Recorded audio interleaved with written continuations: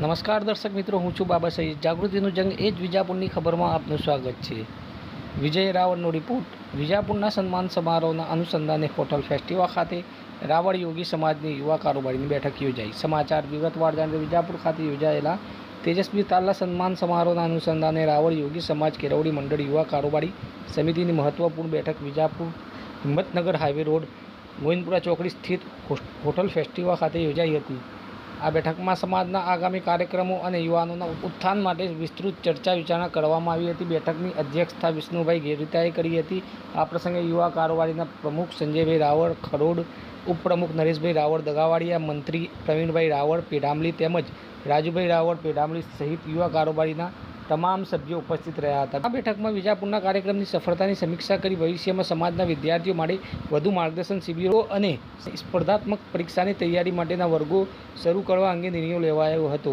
તમામ સભ્યોએ એક સૂરમાં સમાજના વિકાસ માટે ખભે ખભા મિલાવીને કામ કરવાનો સંકલ્પ કર્યો હતો. સમાચાર અપડેટ લઈને ફરીથી મળતા રહીશું. ત્યાં સુધી આપણી ચેનલ જાગૃતિનું જંગ એ જ વિજાપુરની ખબરને લાઇક કરો, સબસ્ક્રાઈબ કરો, કોમેન્ટ કરો અને ખાસ કરીને આવા સમાચારો વધુમાં વધુ શેર કરો.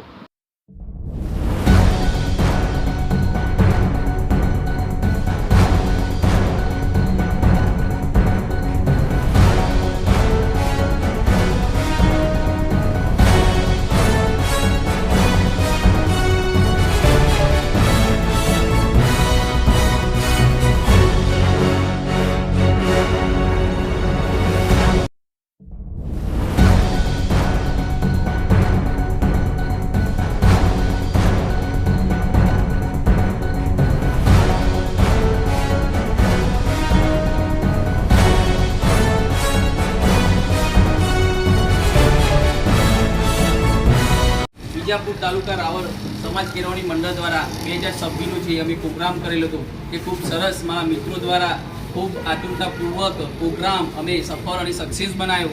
એ બદલ મારા મિત્રોનો ખૂબ ખૂબ આભાર માનું છું, જે દર વર્ષે એકતા અને સંબંધો રાખી ફરીથી અમે આનો આ પ્રોગ્રામ દર વર્ષે કરવા માટે જઈ રહ્યા છીએ.